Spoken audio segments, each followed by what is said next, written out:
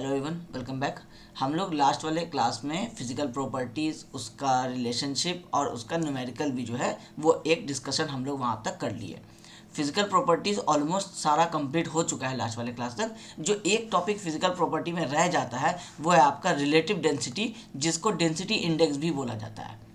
अब ये वहाँ इसलिए नहीं डिस्कस किए क्योंकि ये थोड़ा सा उससे आप कह सकते हैं कि ये दूसरे टाइप का डिस्कशन है। उसमें डायरेक्टली आपको फॉर्मूला याद करना था, सिंपल सा डेफिनेशन था, तो वहाँ समझना आसान था।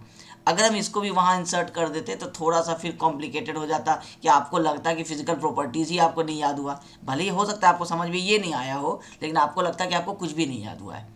तो अभी तक का जो क्लास आपका 5-6 लेक्चर जो हुआ है उसमें आपको ये एक फीलिंग आ रहा होगा, अगर आप सारे लेक्चर्स को सही से सुने होंगे तो आपको वो सारे फॉर्मूलाज, वो रिलेशनशिप वो बहुत ज़्यादा डिफिकल्ट नहीं लगे होंगे। सिर्फ प्रैक्टिस का आपका बात रह जाएगा, प्रैक्टिस करेंगे तो वो आपको आसान लगने लग जाएगा। अब ये क्या है, उसी फिजिकल प्रॉपर्टी का एक लास्ट प्रॉपर्टी है, थोड़ा डिफरेंट है। इसको समझा देते हैं अभी हम आपको कि रिलेटिव डेंसिटी क्या होता है, और फिर ये फॉर्मूला याद करना आपके लिए बहुत आसान हो जाएगा। अभी आपको लगेगा कि बहुत लेंदी फॉर्मूला है, डिफिकल्ट फॉर्मूला है, कैसे याद होगा, तो इसका लॉजिक समझा देंगे, इस डेफिनेशन को समझा देंगे, तो ये डेफिनेशन लिखना भी आपका आसान हो जाएगा और फिर ये फॉर्मूला याद करना भी आसान होगा। एग्जाम में क्या कर सकता है, या तो अगर न्यूमेरिकल देना होगा तो रिलेटिव डेंसिटी से न्यूमेरिकल दे देगा।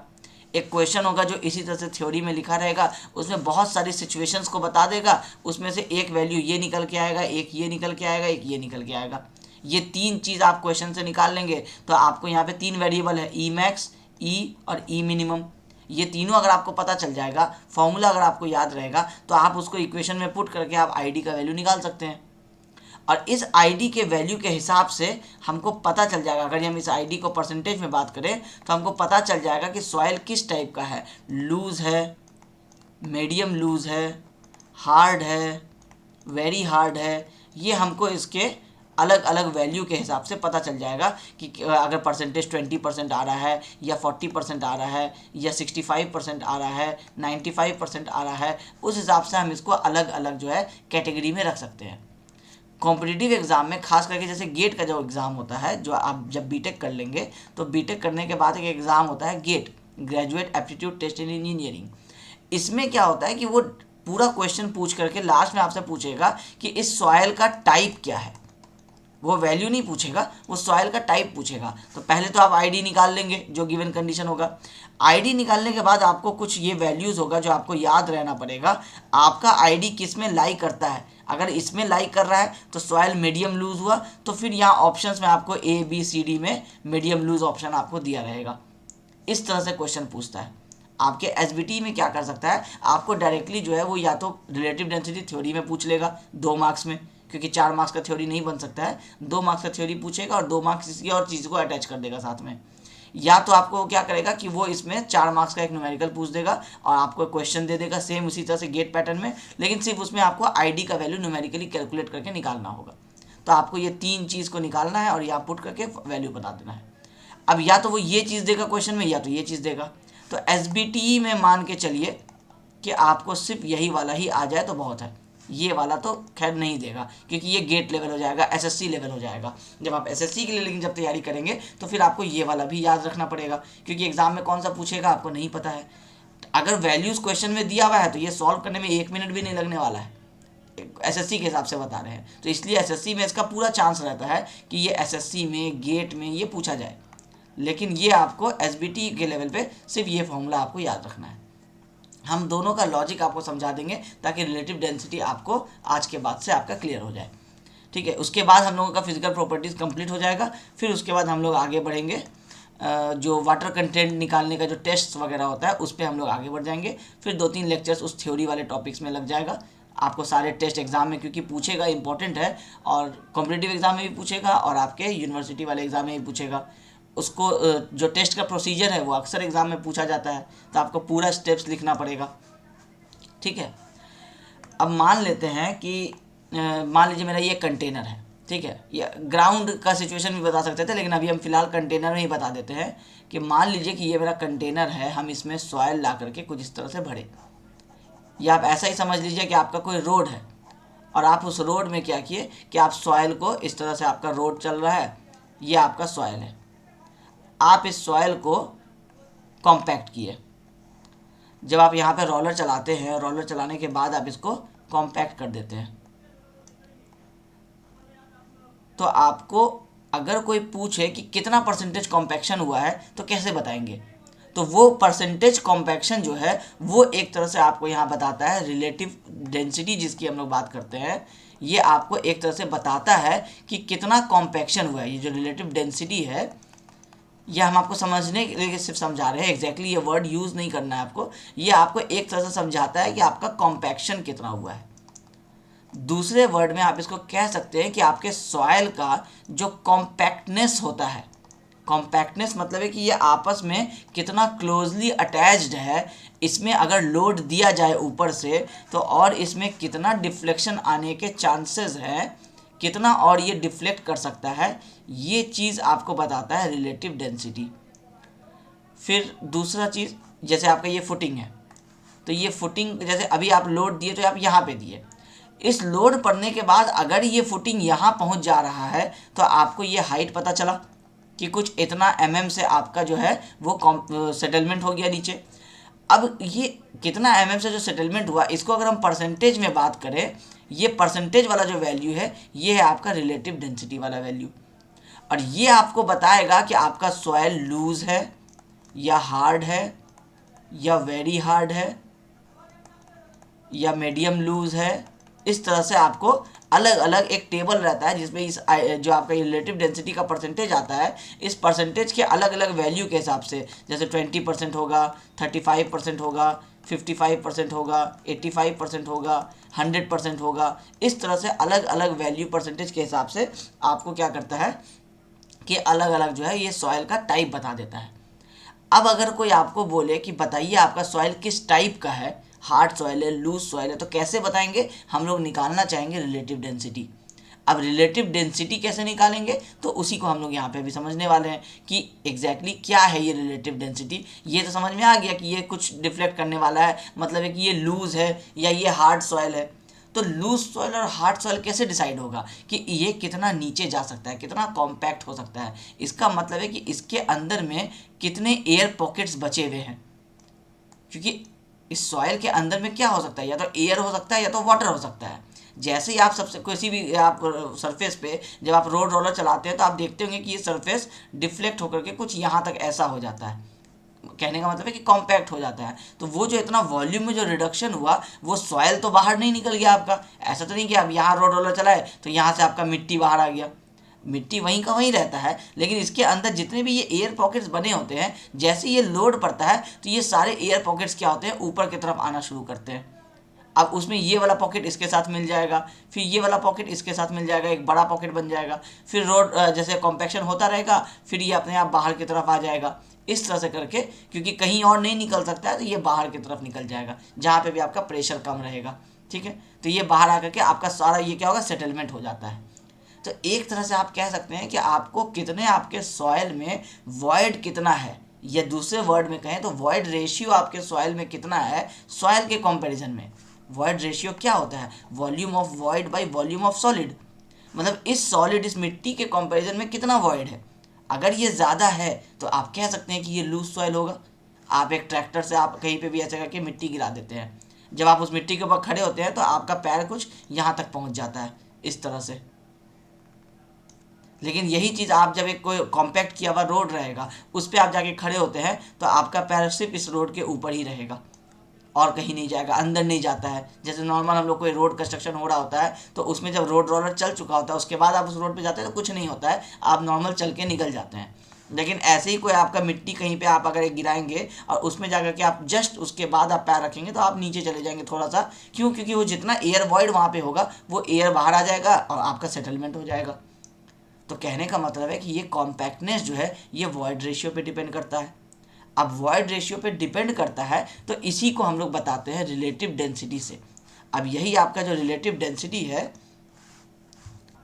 अब ये जो आपका रिलेटिव डेंसिटी है, अब आपको समझ में आ गया कि सॉइल का अगर हम इसको रेशियो के हिसाब से बात करें तो सॉइल का जो सबसे बेस्ट कंडीशन होगा, या बेस्ट कंडीशन नहीं लिख के हम इसको लिखते हैं कि सॉइल का जो सबसे मैक्सिमम कंडीशन होगा, कि मैक्सिमम सॉइल कितना कॉम्पैक्ट कर सकता है, मैक्सिमम कॉम्पैक्टनेस, उसके रेस्पेक्ट में एक्चुअल कॉम्पैक्टनेस कितना हुआ है, इसको ही हम कह सकते हैं रिलेटिव डेंसिटी। अगर कोई एक सॉइल है वो यहाँ से स्टार्ट हुआ सेटल होना और वो मैक्सिमम यहाँ तक आके सेटल हो सकता है, इसको अगर हम हाइट के रेशियो में बात कर ले, मान लीजिए ये 100 mm हो सकता है, और जब आप उसके ऊपर आप अगर कोई रोलर लाए और उसके बाद आप कॉम्पैक्शन किए, ये हुआ आपका किसी भी एक टाइप ऑफ सॉइल का मैक्सिमम वैल्यू कि ये मैक्सिमम यहाँ से लेके यहाँ तक कर सकता है। लेकिन उस पार्टिकुलर टाइप ऑफ सॉइल में जब आप रोलर ला के कॉम्पैक्शन किए तो उसमें कॉम्पैक्शन जो है वो मान लीजिए 50 mm ही हुआ, तो आप क्या कहेंगे कि अगर रिलेटिव डेंसिटी पूछा जाएगा तो आप कहेंगे 50/100, तो आप कहेंगे कि 50% है ना। अगर इसको परसेंटेज में निकालें तो आप कहेंगे कि 50% इसका कॉम्पैक्शन है। तो उस हिसाब से आप कह सकते हैं कि ना ये हार्ड सॉइल है ना ये लूज सॉइल है। हार्ड सॉइल होता तो ये डिफ्लेक्शन जो है ये 5 mm का हो रहा होता, लूज सॉइल होता तो 90 mm तक का हो रहा होता डिफ्लेक्शन, बीच का कोई वैल्यू आया है। अब आपको ये चीज़ समझ में आ रहा होगा रिलेटिव डेंसिटी। ये इतना चीज़ इसलिए समझाएं कि अब जब आप डेफिनेशन पढ़ेंगे तो रटना नहीं पड़ेगा, अब आपको वही चीज़ यहाँ पे जो है वो टेक्निकल टर्म्स में लिखा हुआ है। अब हम बता देते हैं, अगर देखिए अगर हम मैक्सिमम कॉम्पैक्टनेस की बात करें तो मैक्सिमम कॉम्पैक्टनेस क्या हो सकता है, किसी भी सॉइल में ज़्यादा से ज़्यादा वॉइड कितना है उसको हम नाम दिए मैक्सिमम, क्योंकि जितना ज़्यादा सबसे ज़्यादा वॉइड जो होगा वही निकल जाएगा ना। और वो क्या हो जाएगा, अगर पूरा वॉइड निकल जाता है तो सबसे मिनिमम वॉइड कितना होगा, तो मैक्सिमम से मिनिमम का जो ये रेशियो है ये मेरा हुआ साइड का जो मैक्सिमम हो सकता है। कोई भी वॉइड रेशियो जो है वो मैक्सिमम से मिनिमम तक ही तो वेरी करेगा ना, जितना मैक्सिमम उसका पॉसिबल है और जितना वो नीचे पॉसिबल जा सकता है, ये हुआ मेरा आइडियल कंडीशन। अब एक्चुअली में सिचुएशन में क्या था कि ये जो मैक्सिमम जो आपका वॉइड था ये तो था ही आपके सॉइल में। मान लीजिए कोई सॉइल आप इस तरह से लाके जमा कर दिए, तो इसमें जो वॉइड्स है ये वाला वॉइड्स क्या है, ये तो आपका एक्चुअल में आप इसको कह रहे हैं कि सबसे ज़्यादा वॉइड्स अभी अवेलेबल है। ट्रैक्टर से जस्ट आपका सॉइल नीचे आप रखते हैं, आप ट्रैक्टर से जैसे ही अनलोड करते हैं सॉइल को, तो उस समय ही सबसे ज़्यादा आपको यहाँ पे वॉइड मिलेगा ना। जैसे जैसे वो टाइम के साथ सेटल करता जाएगा वैसे वैसे आपको कॉम्पैक्टनेस थोड़ा ज़्यादा मिलता चला जाएगा, मतलब वॉइड कम होते चला जाएगा। तो सबसे मैक्सिमम वॉइड इसी सिचुएशन में है, ठीक है। आप इसके ऊपर रोड रोलर लाने वाले हैं, चलाने वाले हैं, और उसके बाद जब ये एक बार सॉइल इस तरह का सॉइल जब ये ऐसा बन जाएगा तो आप कहेंगे कि अब यहाँ पे इससे ज़्यादा और नहीं हो सकता है कॉम्पैक्टनेस, तो आप कहेंगे कि यहाँ पे मिनिमम मेरा वॉइड है, ठीक है। तो जो ये मैक्सिमम से मिनिमम तक का जो ये सफ़र है यही आपका कॉम्पैक्टनेस है। तो आइडियल केस की बात करें तो मैक्सिमम से मिनिमम तक आएगा, लेकिन ये आना था, ये मैक्सिमम था जो आप रखे थे, ये यहाँ तक आना था, लेकिन जब आप सॉइल को कॉम्पैक्ट किए तो सॉइल कुछ इतना ही कॉम्पैक्ट हुआ, मतलब ये इतना जिससे थोड़ा कॉम्पैक्ट होकर के ये कुछ ऐसा बना दिया। अभी इसको होना था आइडियली स्ट्रेट के जैसा, कुछ पैराबोलिक होना था, मगर ये अभी भी आपको क्यूबिक पैराबोला के जैसा है। मतलब है कि आप इतना सॉइल रखे, उसको आप चाहते थे कॉम्पैक्ट करके कि ये आ जाए, लेकिन वो कॉम्पैक्ट होकर के ये आया। तो इसका मतलब क्या है कि ये मिनिमम था आपका वॉइड, ये मैक्सिमम था आपका वॉइड, लेकिन ये इन दोनों के बीच में कोई एक वैल्यू आया ई जो आपको निकालना पड़ेगा, जो आपको पता नहीं है। मैक्सिमम पता हो सकता है, मिनिमम पता हो सकता है कंडीशन के हिसाब से, कितना हुआ है एक्चुअल में ये तो हम लोग निकालते हैं, जो हम लोग अभी तक निकालते आए थे लास्ट वाले क्लास तक, ठीक है। तो आइडियल कंडीशन है मैक्सिमम से मिनिमम। एक्चुअल कॉम्पैक्टनेस की बात की जाएगी तो मैक्सिमम और जो उस समय तक में हुआ है यहाँ से यहाँ तक का जो ये डिफरेंस हुआ है ये आपका एक्चुअल कंडीशन होगा। इसीलिए ये फॉर्मूला इस तरह से है, ई मैक्स माइनस ई, इसको कई बार बुक्स में ई एक्चुअल भी लिखा रहता है, तो e max minus e actual divided by e max minus e minimum. तो 3 वेरिएबल इसमें आपको मिल जाते हैं। मैक्सिमम का कंडीशन और मिनिमम का कंडीशन हमेशा क्वेश्चन में गिवन रहेगा। न्यूमेरिकल की बात करें तो एक्चुअल के लिए ही जो अभी तक आप कहानी समझते आए हैं कि ई आपको अननोन कर देगा, अब आपका क्वेश्चन क्या करेगा, लेंदी कर देगा। आप अभी लास्ट वाले क्लास में आप वॉइड रेशियो को एक निकालते आए हैं, अब क्वेश्चन आपको क्या करेगा, वही सारा डेटा आपको दे देगा, उसमें आपको बोलेगा कि कितना रिलेटिव डेंसिटी हुआ है परसेंटेज में बताइए। अब उसको बताने के लिए ये फॉर्मूला आप लिखेंगे, आप देखेंगे ई अननोन है, फिर ई को आप उसी तरह से या तो E S is equal to W G वाले फॉर्मूला से निकालेंगे या फिर गामा वाला फॉर्मूला यूज़ करके निकालेंगे। वो डिपेंड करेगा कि कंडीशन क्वेश्चन में कौन सा गिवन है, उस कंडीशन को फाइंड आउट कर लेंगे, उसके हिसाब से ई निकालेंगे, ई को यहाँ ला करके पुट करेंगे, मैक्सिमम मिनिमम का कंडीशन गिवन होगा क्वेश्चन में, आपका आईडी निकल करके आ जाएगा। ठीक है, ये हुआ मेरा रिलेटिव कॉम्पैक्शन। अब इसका थ्योरी पढ़िए, अब ये अपने आप समझ में आ जाएगा। Relative density is defined as the ratio of, किसका रेशियो है, difference of void ratios of cohesionless soil in its loosest state. Ratio है किसका, डिफरेंस का, किसका difference, void ratio cohesionless soil का उसके लूजेस्ट स्टेट में। लूजेस्ट स्टेट का मतलब क्या है कि ये आप जैसे ही सॉइल को ला करके रखे तो सबसे ज़्यादा आपका ये कितना है, ठीक है, माइनस जो आप कॉम्पैक्शन किए तो आपका ये कितना आया, तो ये हम बोले एक्चुअल, इसको हम नाम दिए, तो ये हो गया ई मैक्स और ये हो गया मेरा ई।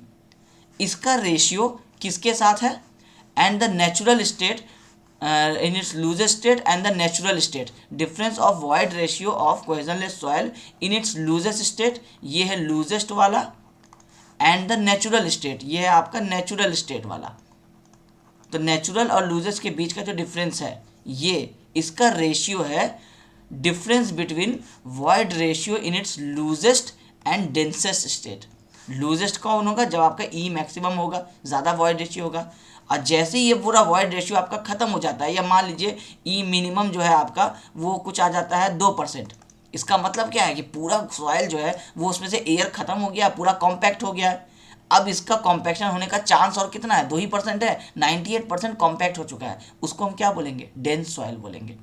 तो इसको हम बोले लूज सॉइल, इसको हम बोले नेचुरल सॉइल, नेचुरल कंडीशन, और इसको हम बोले डेंस कंडीशन। अब इस फॉर्मूला को आप देखिए, ई मैक्सिमम मतलब लूज, ई नेचुरल मतलब नेचुरल, ई मैक्सिमम फिर से लूज, माइनस ई मिनिमम मतलब क्या है, डेंस। वो क्या कह रहा है, ये रेशियो होता है, किसका रेशियो होता है, डिफरेंस का, किसका डिफरेंस, लूजेस्ट स्टेट और नेचुरल स्टेट का जो वॉइड का डिफरेंस है, वॉइड रेशियो का, डिवाइडेड बाय जो लूजेस्ट स्टेट और डेंसेस्ट स्टेट का जो डिफरेंस है।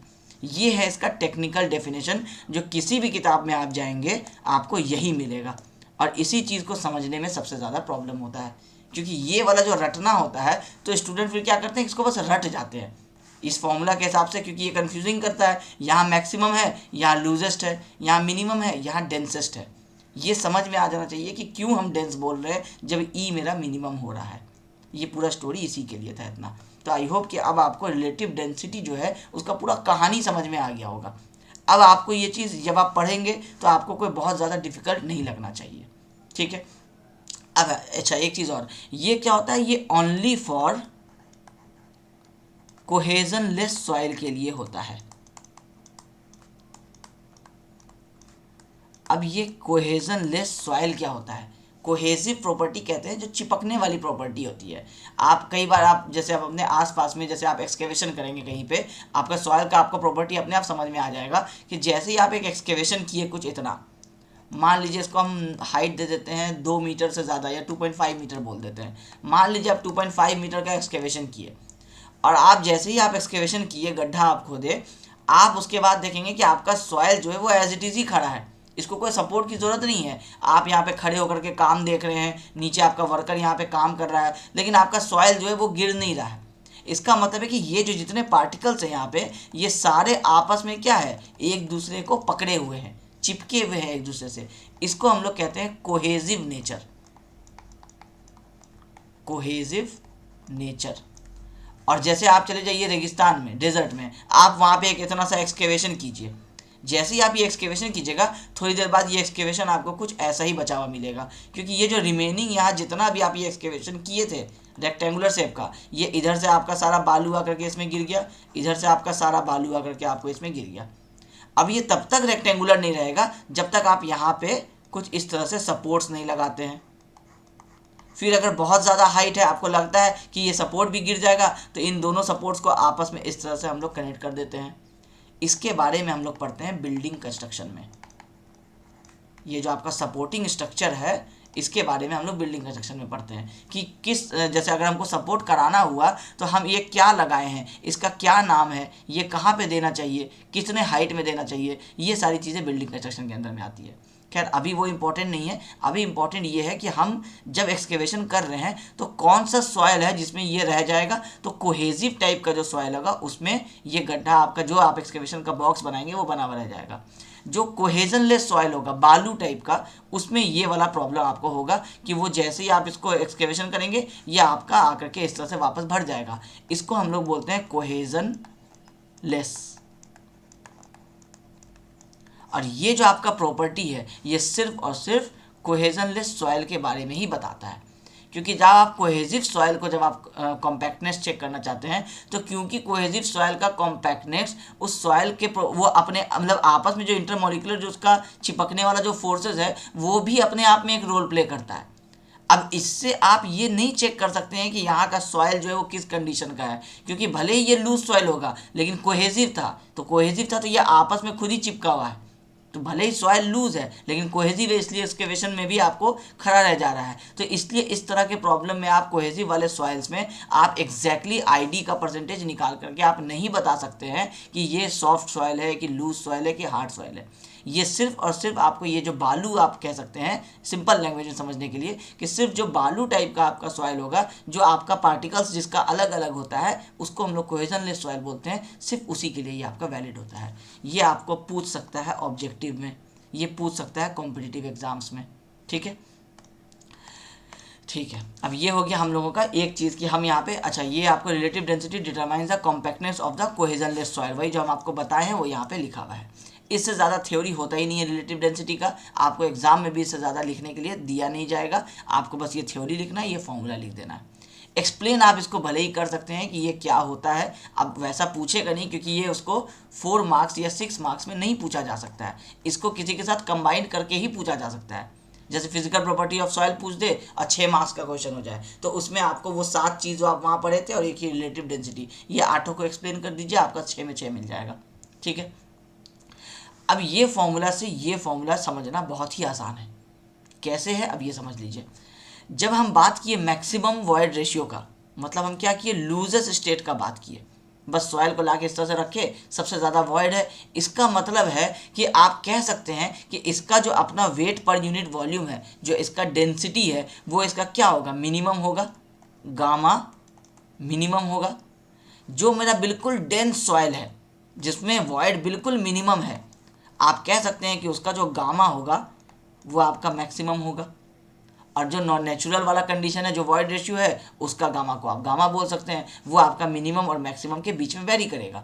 जैसे जैसे ये कॉम्पैक्ट होता जाएगा वैसे वैसे वैल्यू इसका बढ़ता जाएगा और लास्ट में आकर के मैक्सिमम जो है वो यहाँ तक आ जाएगा आपका।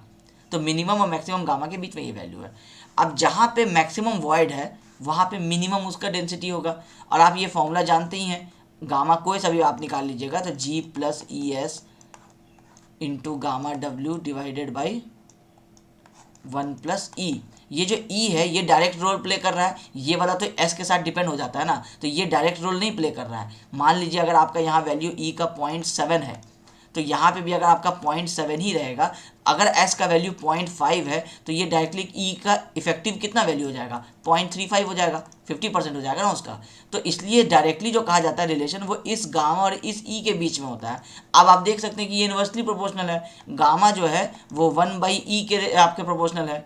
आप ये भी कह सकते हैं कि E जो है वो 1/गामा के प्रोपोर्शनल है, E बढ़ेगा तो गामा घटेगा, गामा बढ़ेगा तो E घटेगा, इस तरह से कह सकते हैं आप। तो जहाँ पे मैक्सिमम E है वहाँ पे मिनिमम होगा, और ऑब्वियसली डायरेक्टली प्रोपोर्शनल तो है नहीं, इन्वर्सली प्रोपोर्शनल है, तो आप E मैक्स को लिख सकते हैं 1/गामा मिनिमम। एक्चुअल कंडीशन है -1/ एक्चुअल वाला गामा बता सकते हैं, डिवाइडेड बाई फिर से मैक्सिमम है तो 1/गामा मिनिमम, और ये E मिनिमम है मतलब है कि गामा मैक्सिमम होगा तो -1/गामा मैक्सिमम। सब जगह बस E को उसके इन्वर्सली प्रोपोर्शनल वाले इस रिलेशन से एक्सचेंज कर दीजिए। यही वाला वैल्यू कई बार एग्जाम में क्या करता है कि E के टर्म में क्वेश्चन नहीं देके न्यूमेरिकल गामा के टर्म में दे देता है। अब जनरली स्टूडेंट याद रखते हैं ये वाली चीज़ें, और अचानक से कॉम्पिटिटिव एग्जाम में आ गया गामा के रेस्पेक्ट में आपको कंडीशन समझा दिया जिससे आपको गामा मिल रहा है, लेकिन अब आपको ये फॉर्मूला ही नहीं याद रहा। तो एसबीटी वाले को हम कहेंगे कि आप सिर्फ अभी ये याद रखिए, इस फॉर्मूला को इसलिए देख लीजिए क्योंकि आगे 2 साल बाद जब आप पास आउट होकर के एसएससी की तैयारी करेंगे, कहीं आप कोचिंग करेंगे या आप खुद से पढ़ेंगे, तो फिर आपको ये फॉर्मूला उस समय नया नहीं लगे। आप अगर एक बार कोर्स लिए हुए तो आपको आज ही सारी चीज़ें समझ में आ जाए, इसलिए हम आपको आज यहाँ पे इसको लिख करके बता दिए। अदरवाइज आपके कोर्स में इसको हटाया जा सकता था, हम फिर भी इंक्लूड कर दिए। ठीक है, तो ये हो गया मेरा यहाँ पे फिजिकल प्रॉपर्टीज़ के बारे में सारा डिस्कशन खत्म। अब जो मेरे पास डिस्कशन रह जाता है वो आता है कि जो अब नया टॉपिक अब हम लोग डिस्कस कर रहे हैं वो है कि हम लोग अभी तक जो भी प्रॉपर्टीज़ पढ़े, अब आपका सिलेबस जो है वो कहता है कि हम लोग सारे टर्म्स को कैसे कैसे निकाले हैं उसके बारे में बात करना है। जैसे soil as a 3 phase system हम लोग पढ़ लिए, हम लोग वाटर कंटेंट के बारे में पढ़ लिए, हम लोग वॉइड रेशियो पढ़े, पोरोसिटी पढ़े, डिग्री ऑफ सेचुरेशन पढ़े, अब हम लोग आज डेंसिटी इंडेक्स भी पढ़ लिए, यूनिट वेट ऑफ सॉइल मास पढ़ लिए, जितना टाइप का यूनिट वेट होता है ये सारे हम लोग पढ़ लिए। हम लोग अब यहाँ तक का टॉपिक जो है वो हम लोग कवर कर लिए। अब इसमें जो एक टॉपिक रह गया कि अब ये सारा हम आपको बता दिए, अब इसमें से जैसे वाटर कंटेंट आपको पता है क्या होता है, अब उसको डिटरमाइन कैसे करते हैं। अब ये वाला आपका जो सिलेबस कहता है कि सिर्फ ओवन ड्राइंग मेथड से आपको ये वाला जो है वाटर कंटेंट जो है ये टोटल 7 तरीके से निकाला जा सकता है। 7 मेथड्स है वाटर कंटेंट को फाइंड आउट करने का। कॉम्पिटिटिव एग्जाम वालों को सातों पता होना चाहिए, क्योंकि एग्जाम में कुछ भी तरह से क्वेश्चन पूछ सकता है कि जैसे इसमें से बोल देगा कि लैब मेथड कौन सा है या फील्ड मेथड कौन सा है, तो नाम पता रहेगा तभी तो आपको पता रहेगा ना कि इसमें से फील्ड वाला कौन सा है, लैब वाला कौन सा है। कई बार पूछ देता है कि जैसे टेम्परेचर का रेंज पूछ देता है कि जैसे रेडिएशन मेथड है तो उसमें कितना टेम्परेचर होना चाहिए। अब वो आप पढ़े ही नहीं होंगे तो आपको पता नहीं चलेगा, तो वो कॉम्पिटिटिव एग्जाम की जब बारी आएगी तब होगी। अभी उसका अगर हम डिस्कशन में जाएंगे तो लेंदी हो जाएगा। तो अभी हमको सिलेबस के हिसाब से स्टिक करना है कि सिर्फ हम वाटर कंटेंट निकालेंगे ओवन ड्राइंग मेथड से, इसको हम एक्सप्लेन करेंगे। फिर आपका ये 1 2 3 4 ये चारों टॉपिक जो है यहाँ तक का वो आपका आज के लेक्चर में कंप्लीट हो जाएगा। फिर नेक्स्ट वाले लेक्चर में अब क्या कह रहा है कि जैसे बल्क यूनिट वेट, अब इसको और ड्राई यूनिट वेट इसको भी अब आप बताइए मेथड की कैसे निकालेंगे। फॉर्मूला वगैरह तो सारा हम बता दिया आपको यहाँ कैसे फॉर्मूला बनता है। अब वो कह रहा है कि एक्सपेरिमेंट के मेथड से बताइए कैसे निकालेंगे। तो कोर कटर मेथड होता है, सैंड रिप्लेसमेंट मेथड होता है, ये सारा मेथड जो होता है इससे हम लोग आपका यूनिट वेट निकालते हैं। फिर नेक्स्ट वाले लेक्चर में हम लोग इसके ऊपर डिस्कशन करेंगे। फिर स्पेसिफिक ग्रेविटी के ऊपर डिस्कशन आएगा, उसको कैसे निकालते हैं पिक्नोमीटर मेथड से, फिर पिक्नोमीटर मेथड बताएंगे। तो ये 3 मेथड जो है अभी से 3 लेक्चर लगेगा ये तीनों मेथड्स को समझाने में, क्योंकि सब अपने आप में अब लेंदी चीज़ है, सबको एक्सप्लेन करना पड़ेगा, प्रोसीजर बताना पड़ेगा ताकि आपके माइंड में इमेज जो है वो क्लियर हो जाए। ठीक है, फिर यहाँ से आपका दूसरा चीज़ स्टार्ट हो जाता है। ये जो आप 2.7 देख रहे हैं यहाँ से फिर दूसरा डिस्कशन हो जाएगा। ये सारा एक टाइप का डिस्कशन था और इन सारे का जो न्यूमेरिकल है वो वही है जो हम आपको लास्ट वाले क्लास में कराए थे। ठीक है, तो अब हम लोग चलते हैं एक एक करके कि हम लोग डायरेक्टली वाटर कंटेंट कैसे निकालते हैं वो हम लोग डिस्कस कर लेते हैं। अब वाटर कंटेंट डिटरमाइन कैसे करते हैं, वाटर कंटेंट क्या होता है ये तो हम लोगों को पता हो गया। अब कि हम लोग अगर वाटर कंटेंट की बात करें तो ये हो जाता है wait of water by weight of soil, soil solid. ठीक है, ये चीज़ ध्यान रखना है, सॉइल सैंपल पूरा नहीं ले लेना जिसमें एयर वाटर सब मिक्स होता है, ये सॉइल सॉलिड की बात करता है। ठीक है, हम लोग निकाले हुए आए हैं अभी तक। अब यही चीज़ को हम लोग किसी मेथड से निकालते हैं, साइट पे जा कर के या फिर लेबोरेटरी में सॉइल का सैंपल ले आएंगे और वहाँ आपको वाटर कंटेंट बताएंगे।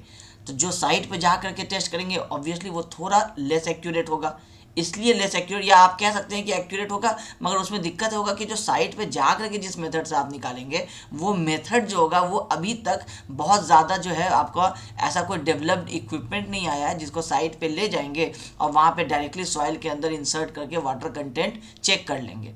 मेथड्स हैं, ये सारे मेथड जो हैं ये सॉइल को साइट पे जा करके वाटर कंटेंट चेक करने के हैं, मगर इसमें से कोई किसी भी चीज़ का वैल्यू को यूज़ नहीं किया जाता है क्योंकि ये एक्यूरेट नहीं है। अभी तक जितने भी इंस्ट्रूमेंट्स बने हैं वो सारे कहीं ना कहीं पे रखने वाले इंस्ट्रूमेंट्स हैं, वो भारी हैवी इंस्ट्रूमेंट्स हैं, उसके लिए इलेक्ट्रिसिटी का रिक्वायरमेंट होता है। हर जगह हर साइट पे इलेक्ट्रिसिटी, कोई खाली खेत में चले जाएंगे हो सकता है वहाँ इलेक्ट्रिसिटी अवेलेबल नहीं हो, तो उस केस में फिर ऐसा कोई इंस्ट्रूमेंट अभी तक लैब जो मशीन है वो ऐसा बना नहीं है। तो जो सबसे ज़्यादा एक्यूरेट हम इसलिए कह रहे हैं कि अगर कोई वैल्यू जो लिया जाता है, जो डब्ल्यू आप अभी कैलकुलेट करके फॉर्मूला से निकाले हैं, आगे लाइफ में कहीं पे भी अगर आपको कोई सॉइल आप उठाए और आपको उसका डब्ल्यू जानना है, आप सबसे ज़्यादा जो मेथड यूज़ करते हैं वो है आपका ओवन ड्राइंग मेथड। लास्ट वाले क्लास में जो आप न्यूमेरिकल किए थे उसमें एक क्वेश्चन आया था कि एक सॉइल सैंपल उठाए थे 100 सेंटीमीटर क्यूब का, उसको नॉर्मल उसका वेट कितना था 190 ग्राम, और जब ओवन में रख करके ड्राई किए 24 घंटे तक तो उसका वेट आ गया 160 ग्राम। मतलब है कि 30 ग्राम पानी जो है वो आपका निकल गया था। यही चीज़ आप न्यूमेरिकल में पढ़े थे। वो किससे किए थे? वो यही ओवन ड्राइंग मेथड था, जो उस समय हम आपको नहीं एक्सप्लेन किए क्योंकि आप पढ़े ही नहीं थे तो आपको समझ में नहीं आता। ठीक है, तो एक अब आप पहले एक एक करके नाम पहले समझ लीजिए, क्योंकि नाम से भी यूज टू इसलिए होना पड़ेगा, एग्जाम में आपको एक क्वेश्चन आ सकता है कि इसमें से कौन सा फील्ड मेथड होता है। अब आपको जैसे ये दो दे देगा, इसमें से एक नाम दे देगा, एक नन ऑफ दीज लिख देगा, तो आपको पता है कि ये वाला जो नाम है ये आपका फील्ड मेथड है। कौन सा लैब मेथड है ये पूछ देगा, 3 ये दे देगा, एक इसमें से कोई दे देगा, तो ये पता होना चाहिए। ठीक है, तो वाटर कंटेंट जो है वो हम लोग निकालते हैं। टोटल ये 7 मेथड्स है हमारे पास। यही 7 मेथड सारे टेक्स्ट बुक में आपको मिलेंगे, कॉम्पिटिटिव एग्जाम की भी तैयारी करेंगे यही 7 मेथड्स मिलेंगे। ओवन ड्राइंग मेथड ग्रीन से इसलिए मार्क किए क्योंकि ये हम लोग पढ़ने वाले हैं डिटेल्ड में, इसके अंदर क्या होता है, कौन सा इक्विपमेंट लगता है, ये सारी चीज़ें पढ़ेंगे। एक मेथड होता है पिक्नोमीटर मेथड। पिक्नोमीटर मेथड में क्या होता है कि एक इस तरह से आपका जार होता है, उस जार के अंदर में आप सॉइल को रखते हैं, फिर उसमें आप पानी ऐड करते हैं, फिर उसके बाद वेट लेते हैं अलग अलग, फिर उसके हिसाब से एक फॉर्मूला आपका निकल के आता है। उस फॉर्मूला, अच्छा वो जो पिक्नोमीटर मेथड है इसके लिए कंडीशन है, स्टार लगा देते हैं कि सॉइल का जी जो स्पेसिफिक ग्रेविटी है वो आपको पता होना पड़ेगा एक्यूरेटली। अगर पता है किसी भी तरीके से, किसी भी मेथड से, फिर उसके बाद आप पिक्नोमीटर मेथड यूज़ कर सकते हैं, क्योंकि उसके फॉर्मूला में जी का रोल आता है। जो आपका ओवन ड्राइंग मेथड होता है, ये मेथड ऐसा है कि इसमें माना ही जाता है कि आपको अभी तक वाटर कंटेंट के बारे में कुछ भी नहीं पता है। पिक्नोमीटर मेथड निकालने के लिए आपको स्पेसिफिक ग्रेविटी पहले निकालना पड़ता है। ओवन ड्राइंग मेथड में ऐसा कुछ नहीं है। ओवन ड्राइंग मेथड में डायरेक्टली साइड से एक मिट्टी उठा के ले आइए, बल्क, उसको आप रखिए, उसका कुछ प्रोसीजर है, उसके हिसाब से आप उसको ड्राई कीजिए, पानी का वेट निकालिए, सॉइल का वेट निकालिए, उसका पर रेशियो निकाल लीजिए, वही आपका वाटर कंटेंट हो जाएगा। शॉर्ट में आप इस फॉर्मूला को देख के समझ सकते हैं कि ये आपका वाटर निकालना है, सॉलिड का वेट लेना है। ये सॉलिड में पानी नहीं होना चाहिए, इसका मतलब है ओवन से ड्राई होने के बाद वाला सॉइल ये नीचे होगा। ये वाला आपको सिर्फ जो वाटर जो इवापोरेट हो गया उसका वेट कैसे निकाले, तो कोई सॉइल के डिफरेंस से निकाले। जैसे W2 सॉइल में अगर मान लीजिए पानी था और W3 वाले में पानी नहीं है, तो मिट्टी तो दोनों में है लेकिन इसमें पानी था इसमें पानी नहीं है, तो डिफरेंस से क्या निकल के आ जाएगा, वेट ऑफ वाटर निकल करके आ जाएगा। तो इस तरह का लॉजिक सारा जो है फॉर्मूला जो है वो ओवन ड्राइंग मेथड के अंदर में यूज़ होता है। इसी को भी हम लोग इलेबोरेटली पढ़ेंगे। पिक्नोमीटर मेथड यूज़ होता है, आपको बता दिए। ये दोनों क्या है, लैब मेथड है, ये लैब में ही हो सकते हैं। ये सारे इक्विपमेंट जो है ये लैब में रख करके ही आपको सारी चीज़ किए जा सकते हैं। उसके बाद आता है torsion balance method, calcium carbide method, sand bath method, radiation method और अल्कोहल मेथड। ये सारे जो मेथड्स हैं ये सारे आपके फील्ड में जाके करने वाले हैं। अब इसके ऊपर हम लोग डिस्कशन इसलिए नहीं करेंगे क्योंकि डिप्लोमा थर्ड सेम में लेंदी हो जाएगा, ज़रूरत ही नहीं है। सिलेबस एग्जैक्टली आपका कह रहा है कि सिर्फ ओवन ड्राइंग मेथड, अगर पूछेगा वाटर कंटेंट कैसे निकालना है तो ओवन ड्राइंग मेथड से ही पूछेगा, और आपको सिर्फ उतना ही अभी पढ़ना है। ये जैसे जैसे आप आगे बढ़ेंगे, फिर बीटेक करेंगे, फिर ये सारे मेथड भी आपको पढ़ाए जाएंगे, इसलिए अभी हम लोग इसका डिस्कशन में नहीं जा रहे हैं, सिर्फ हम लोग सिलेबस पे स्टिक करेंगे अपने। ठीक है, अब हम लोगों को ओवन ड्राइंग मेथड के बारे में पढ़ना है। अब ओवन ड्राइंग मेथड में ऑब्वियसली हम लोग एक ओवन का यूज़ करेंगे। ये आपका ओवन है। अब इस वाले ओवन में हम लोग क्या करते हैं, जैसे नॉर्मल आपका घर में जैसा ओवन होता है ना, बस उसी का थोड़ा सा, अब क्योंकि ये लेबोरेटरी में यूज़ होगा, आपके साइट वगैरह पे के काम में आता है, इसलिए ये ऐसा सोफिस्टिकेटेड लुक इसमें नहीं रहता है। एक सिंपल सा आपको एग्जाम में क्या करना है, एक ऐसे बॉक्स बना देना है, बॉक्स में सामने में आपको यहाँ पे एक स्क्रीन बना देना है इस तरह से, जिसमें आपका रीडिंग यहाँ पे आता रहे। यहाँ पे एक ऐसे करके स्क्रीन बना दीजिए जिसमें आपको यहाँ पे दिखा दीजिए कि 105 डिग्री सेल्सियस ऐसे लिख करके एग्ज़ाम में आप बना सकते हैं। सामने से ये वाला आप ये वाला बना दीजिए। ये क्या है, ये तो आपका डिजिटल वाला नहीं है ना, ये तो आपका मैनुअल वाला है। इसमें क्या है कि इसमें आप नॉब से टेम्परेचर सेट कर देते हैं तो फिर वही टेम्परेचर पे ये हीट होता रहेगा। और इसमें हीट जो है ये जैसे 24 आवर तक हम लोग इसको गर्म करते हैं ना, तो 24 आवर्स में इसमें 1 डिग्री भी या हाफ डिग्री भी हीट जो है वो इधर से उधर जो है वो ट्रांसफ़र नहीं होगा। ये टोटल बॉडी भी ऐसा नहीं होगा कि एक्सेस हीट गर्म होकर के अंदर का टेम्परेचर को 104 कर दिया, ऐसा नहीं होगा। 105 डिग्री पे रखेंगे तो 105 ही रहेगा। अब जैसे आप गूगल पे जब फोटोज़ डालेंगे तो आपको ये नया नया भी दिखेगा, जिसमें आपको यहाँ पे एक ऑन बटन दिया हुआ है और यहाँ पे डिजिटल आपको डिस्प्ले दिया हुआ है जिसमें आपको टेम्परेचर दिखाई देता है। तो वो आप कोई सा भी बना लीजिए, आप नॉब वाला बना लीजिए, डिजिटल वाला बना लीजिए, कोई फ़र्क नहीं पड़ता है। तो ये आपका ओवन है। अब ये आपका एक जगह लैब में रखा हुआ है। आपको इसके अंदर सॉइल को लाना है। स्टैंडर्ड टेम्परेचर जो है वो 105 से 110 डिग्री के बीच में रखा जाता है। अभी हम आगे एक्सप्लेन करेंगे सारा, वहाँ पे आपको सब कुछ समझ में आ जाएगा कि क्यों रखते हैं, कैसे रखते हैं। उसके बाद जब ये आप 105 110 डिग्री के बीच में जब रख के 24 घंटा तक गर्म कर देते हैं, उसके बाद आपको उसका वेट लेना है। लेकिन अब आप वेट कैसे लेंगे, फिर आप उसको ठंडा होने का इंतज़ार करेंगे। तो ठंडा जो होने के लिए रखेंगे तो कहाँ रखेंगे, अगर हम नॉर्मल बाहर निकाल करके रख देंगे तो फिर वही होगा कि टेम्परेचर डिफरेंस होगा। बाहर में टेम्परेचर होगा मान लीजिए 37 डिग्री सेल्सियस, ये निकला है आपको 105 डिग्री सेल्सियस से। अब उसके वजह से कहीं हो सकता है वाटर का या तो लॉस हो जाएगा या तो एडिशन हो जाएगा, वो डिपेंड करता है क्लाइमेट कंडीशन, रूम के कंडीशन पे। तो ऐसी जगह हमको उसको रख के ठंडा करना पड़ेगा जहाँ पे बाहर के इन्वायरमेंट से उसको कोई फ़र्क नहीं पड़े और जल्दी ठंडा भी हो जाए। तो इसको हम लोग बोलते हैं डेसिकेटर।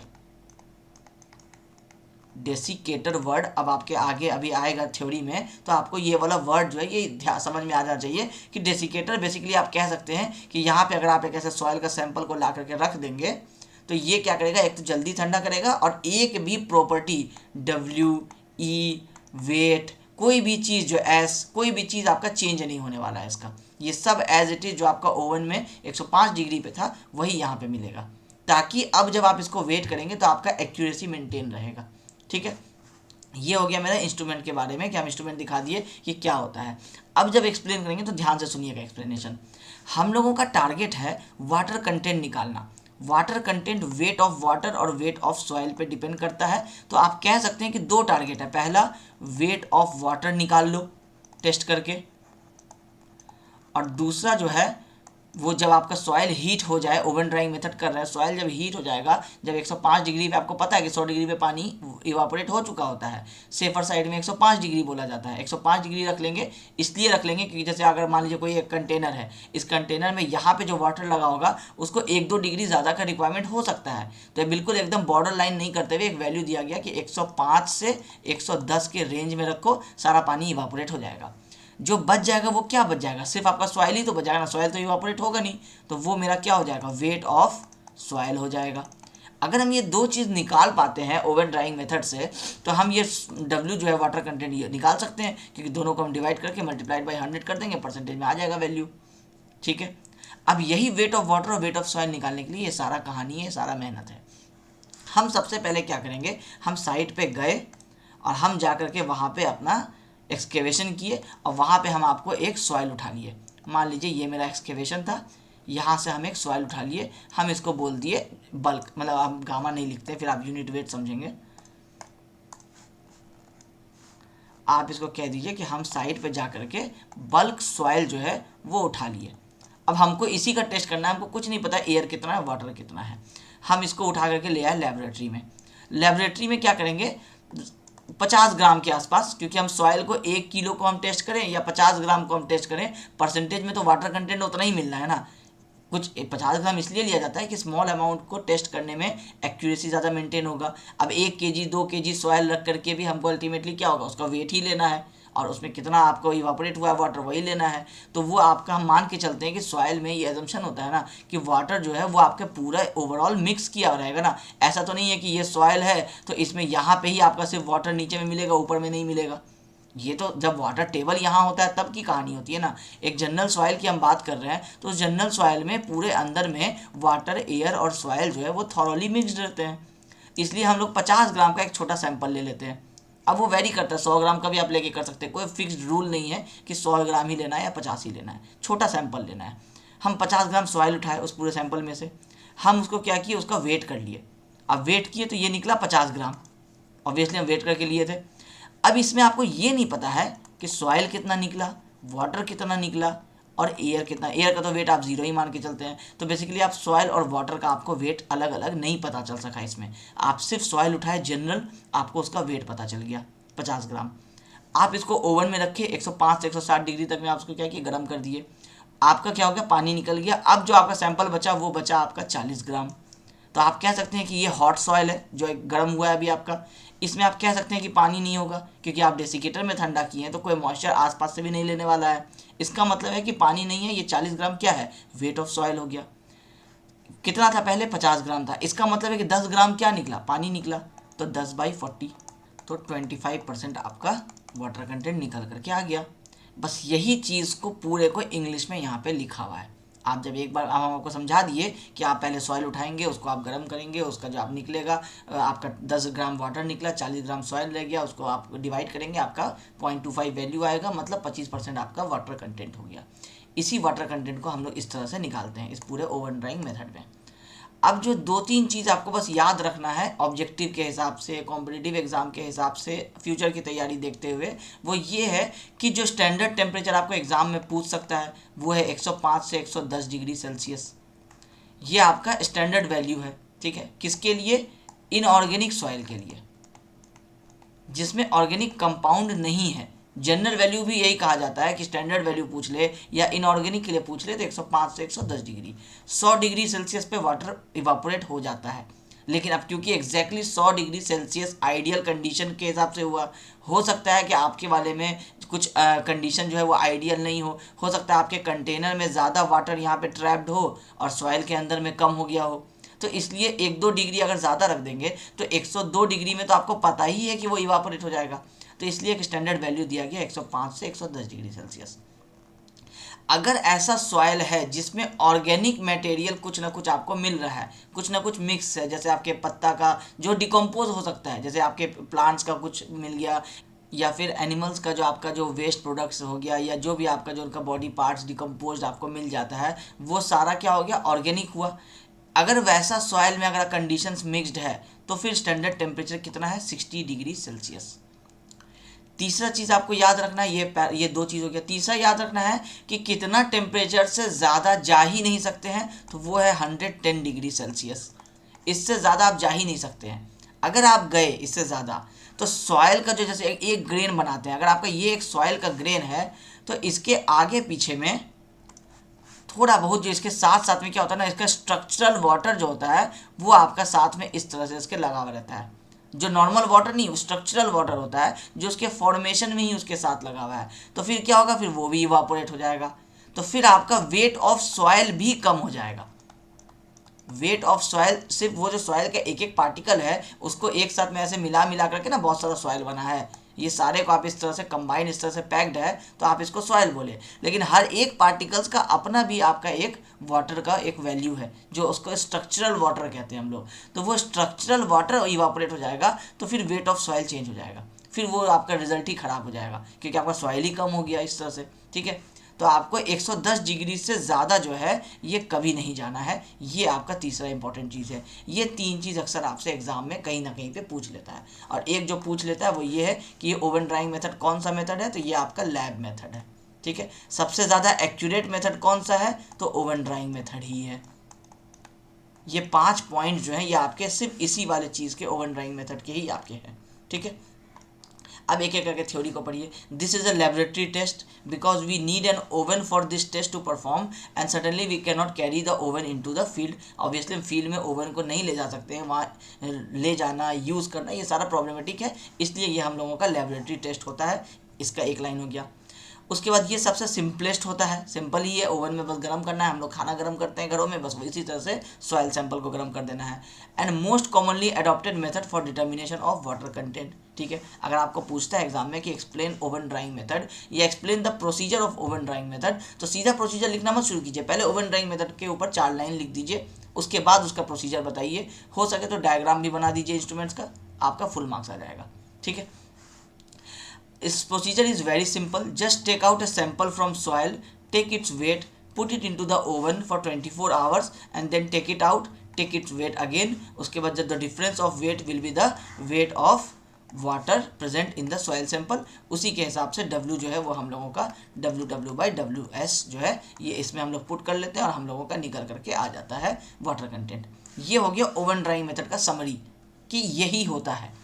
अब आपको एग्जाम में पूछ लेगा कि प्रोसीजर बताइए, ये तो हो गया इंस्ट्रूमेंट। अब आपको ये जितना चीज़ हम यहाँ एक्सप्लेन किए, आप इन सारे चीज़ को यहाँ देखिए, ये सब यही बना हुआ है। ये 3 फेज डायग्राम था, सॉइल उठा के लाए, उसमें एयर भी है, वाटर भी है, सॉइल भी है, ठीक है। इस सब का वेट यहाँ WW बोल दिए, अभी इसको भूल जाइए, ठीक है। आप 105 से 110 डिग्री तक सेल्सियस तक इसको 24 घंटे तक गर्म किए, आपका वाटर निकल गया, सारा क्या बच गया, या तो एयर बच गया और सॉइल बच गया। तो एयर का तो वेट वैसे भी 0 है, तो रिमेनिंग आपको मिल गया वेट ऑफ सॉइल मिल गया। इसको भी अभी इग्नोर कर दीजिए, ठीक है। अब यहाँ देखिए temperature greater than 110 degree Celsius हुआ तो क्रिस्टल स्ट्रक्चर जो है सॉइल का वो ब्रेक हो जाएगा, इसलिए इससे ऊपर जा नहीं सकते हैं। ऑर्गेनिक सॉइल हुआ तो 60 डिग्री सेल्सियस मेंटेन करना है हम लोगों को। अब एक काम कीजिए, ये सारा जो सिचुएशन हुआ कि पहले सॉइल लाए, फिर गर्म किए, उसके पहले वेट किए, उसके बाद वेट किए, इन सबको एक नाम दे देते हैं। वेट ऑफ कंटेनर, जो कंटेनर है जिसमें हम सॉइल रखेंगे उसको हम बोल दिए W1। खाली कंटेनर का जो वेट होता है उसका भी तो 100 ग्राम 200 ग्राम 50 ग्राम कुछ तो वेट होगा ना, उसका वेट हो गया W1।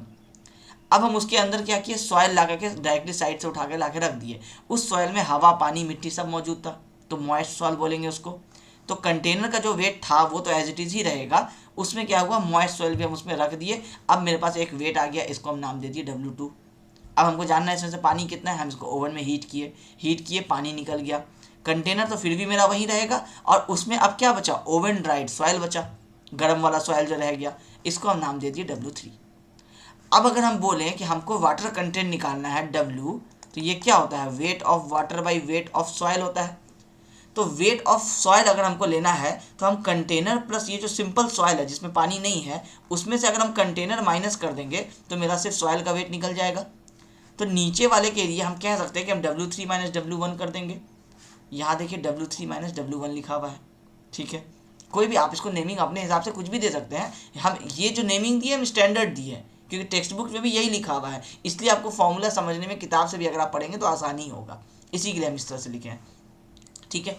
मान लीजिए हमको वेट ऑफ वाटर निकालना है, कैसे निकालेंगे कि जो मेरा पहले वेट था, कोई न्यूमेरिकल के हिसाब से याद कीजिए 190 ग्राम, अब बाद में जब हीट कर दिए तो बचा क्या, 160 ग्राम, तो इन दोनों को माइनस कर दिए तो 30 ग्राम का वाटर मिल गया था। इसका मतलब है W2 माइनस W3 करेंगे तो कंटेनर दोनों में से माइनस हो गया उसका वेट। मॉइस्ट सॉइल में सॉइल प्लस वाटर था, इसमें सिर्फ सॉइल बचा, तो soil plus water minus soil करेंगे तो क्या बच जाएगा, मेरे पास सिर्फ वाटर बच जाएगा। तो इसका मतलब W2 माइनस W3 करेंगे तो इसमें मेरा क्या आ जाएगा, वेट ऑफ वाटर आ जाएगा। मतलब इस W को हम कह सकते हैं कि ये मेरा W2 माइनस W3 है, ठीक है। अगर हम इस पूरे सॉइल का वेट जानना चाहते हैं तो ये क्या है, ये मॉइस्ट सॉइल है ना, ये मॉइस्ट सॉइल ही तो हम उठा के लाए थे साइड से। अगर हमको ये सिर्फ ये वाला वेट चाहिए तो हम W2 में से ये माइनस कर देंगे तो ये कंटेनर से कंटेनर माइनस हो जाएगा, रिमेनिंग रह जाएगा मॉइस्ट सॉइल। यहाँ लिखा हुआ है W2 माइनस W1। तो आई होप अब आपको ये पूरा डायग्राम समझ में आ गया होगा, क्या लिखा है, ये पूरा वैल्यू यहाँ समझ में आ गया होगा। यही चीज़ यहाँ देखिए, यहाँ लिखा है वेट ऑफ वाटर निकालना था तो W2 minus W3, 190 minus 160। Wait of soil निकालना था तो W3 माइनस W1 यहाँ लिखा है। अब अगर आपको कोई बोले कि चलिए वाटर कंटेंट बताइए, तो आप डायरेक्टली क्या करेंगे कि यहाँ फॉर्मूला में W का फॉर्मूला ये है, WS का फॉर्मूला ये है, आप दोनों को डिवाइड करेंगे W बाई WS, आपको वेट ऑफ सॉइल जो है वो आपका वेट ऑफ वाटर जो है, वाटर कंटेंट वो आपका निकल करके आ जाएगा, ठीक है। अब इसी का आपका ये टोटल प्रोसीजर यहाँ लिखा हुआ है। अब जो चीज़ हम आपको अभी तक समझाए हैं सारी चीज़ें यहाँ पे इंग्लिश में ये सारी चीज़ें लिखी हुई हैं। अब एक एक करके सारे प्रोसीजर को इंग्लिश में रीडिंग कीजिए, सारी चीज़ें वही हैं जो हम आपको बताए थे।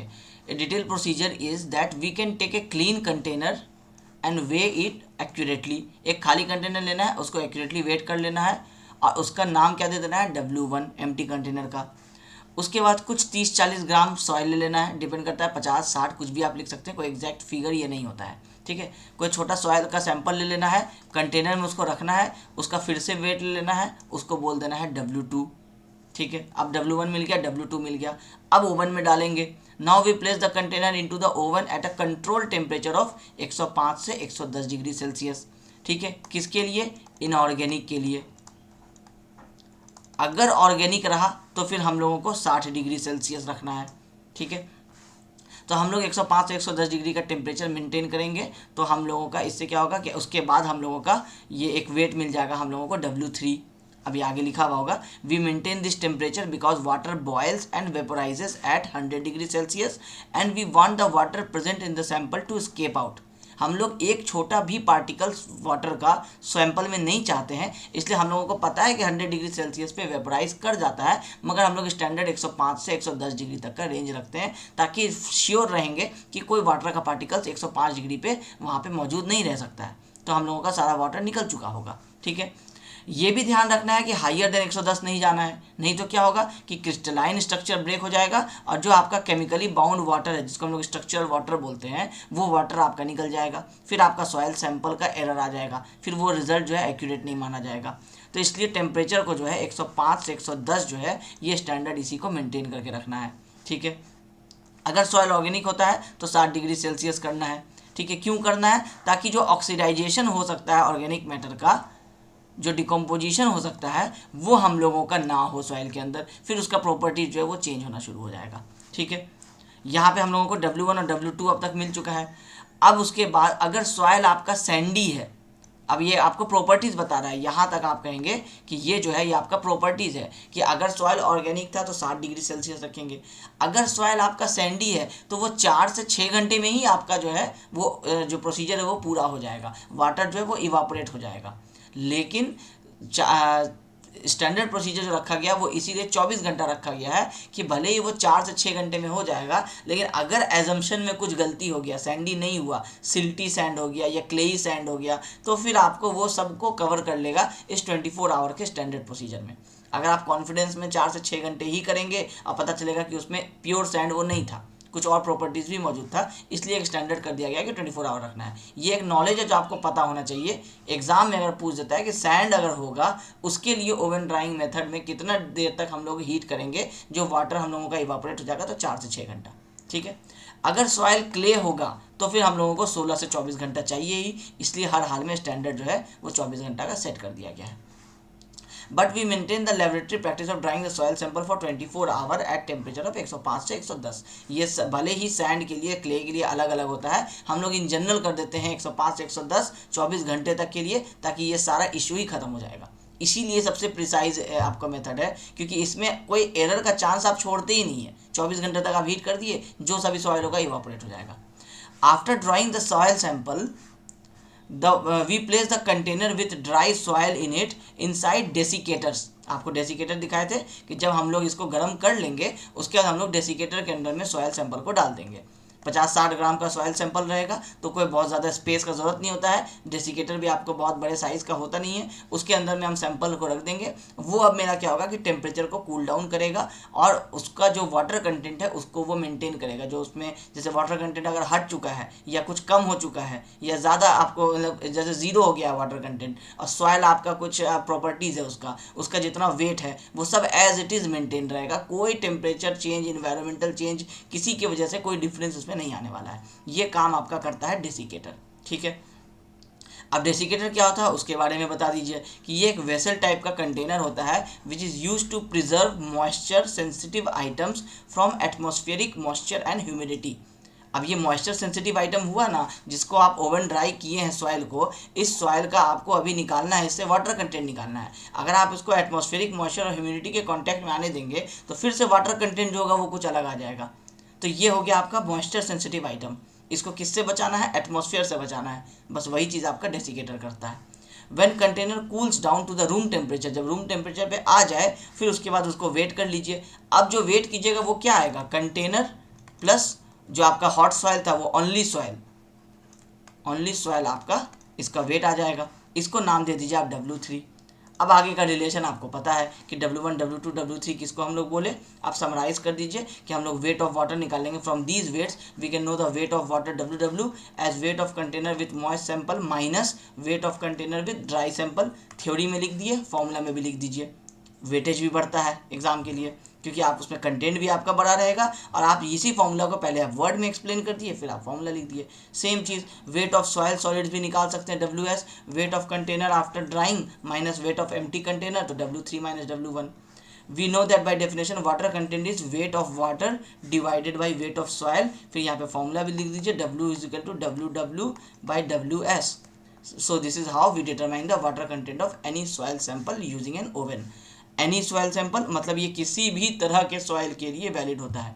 एग्जाम में अगर पूछता है कि ओवन ड्राइंग मेथड किस तरह के सॉइल के लिए सुटेबल होता है, लिख देगा sand, clay, both A and B, none of these. तो आपको पता है कि बोथ A and B आपका करेक्ट होगा क्योंकि ये किसी भी तरह के सॉइल के लिए ओवन ड्राइंग मेथड जो है ओके होता है।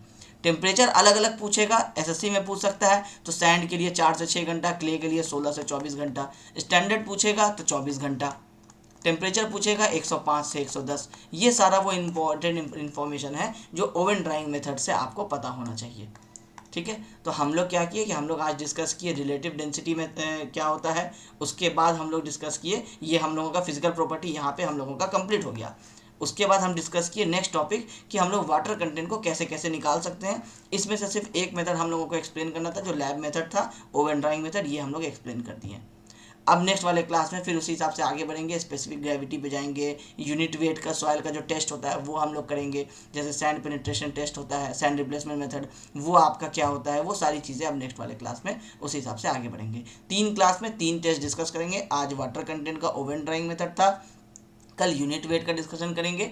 अगर कल कंप्लीट हो गया तो परसों फिर हम लोग स्पेसिफिक ग्रेविटी का डिस्कशन करेंगे। उसके बाद हम लोग मूव करेंगे, फिर हम लोग सॉइल के डिफरेंट प्रॉपर्टीज़ में जो अटरबर्ग लिमिट्स होते हैं फिर हम लोग उस पर जाएंगे, क्या होता है ये सारी चीज़ें वहाँ पे आपको समझाएंगे। तो आई होप कि आज के इस लेक्चर में आपको ये जो हम 2 इन्फॉर्मेशन बताए, ओवन ड्राइंग मेथड और रिलेटिव डेंसिटी, आपको ये दोनों समझ में आ गया होगा। Thank you.